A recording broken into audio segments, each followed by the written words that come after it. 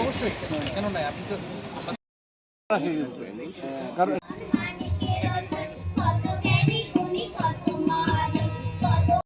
আমাদের আজ স্বাধীন ও সার্বভৌম ছিলেন ভাষার জন্য হয় সবাই আপনারা জানেন। নতুন করে এটা আলোচনা আজকে প্রয়োজন বলে আমার মনে হয় না। শুধু শ্রদ্ধা নিবেদনের আজকে সময়, বীর শহীদদের শ্রদ্ধা নিবেদনের সময়, সেনাদের প্রতি শ্রদ্ধা নিবেদনের সময়। কিন্তু যে বাংলাদেশকে স্বাধীন করা হয়েছিল, যে স্বপ্ন দেখেছিলেন, সেই স্বপ্ন আজকে কতটুকু বাস্তবায়িত হচ্ছে? সত্যি কি বাংলাদেশ স্বাধীন, পূর্ণ স্বাধীনতা পেয়েছে, স্বাধীনভাবে কাজ করতে পারছে? আমাদের যারা পূর্বসূরি আছে বা আমাদের সবার শেকড়, সবার অধিকাংশ মানুষের শেকড় আজও বাংলাদেশে। কিন্তু আমরা ক্ষতবিক্ষত হই যখন আমরা দেখি আমাদের পূর্বসূরিরা আক্রান্ত হচ্ছে, আমাদের মন্দির আক্রান্ত হচ্ছে। এইসব কারণে অনেক সাংবাদিক ভাই আমাদের জেলে আছে এখন।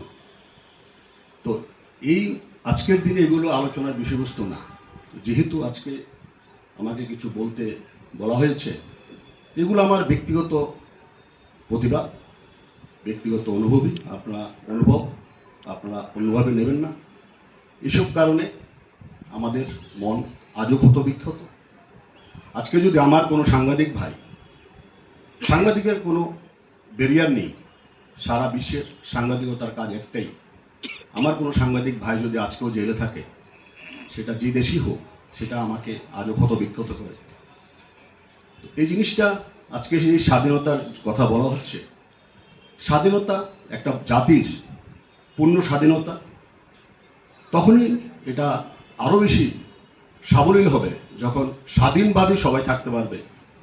ছাত্র অভ্যুত্থান এটা আরও একটা ইতিহাসের জন্ম দিয়েছে বাংলাদেশে। এটার পক্ষে বিপক্ষে গোটা বিশ্বে অনেক যুক্তি আছে, মানবাধিকারের অনেক প্রশ্ন আছে। এই প্রেক্ষাপটে আমার কোনো বক্তব্যই নেই। আমার একটি বক্তব্য যে আপনারা এখান থেকে যদি এইসব বক্তব্য পাঠাতে পারেন, বলবেন যে আমাদের যারা পূর্বসূরি আছে, আমাদের যারা ধর্ম আছে, তাদের যাতে কোনো ধরনের কোনো ক্ষতি না হয়, আমাদের সাংবাদিকরা ভাইরা যাতে, হ্যাঁ, কেউ যদি দোষ করে অবশ্যই আইন অনুযায়ী সাজা হবে, কিন্তু দীর্ঘদিন বছরের পর মাসের পর মাস যদি জেলে কাটাতে হয়, তো এই স্বাধীনতা কি সত্যি বাংলাদেশ চেয়েছিল?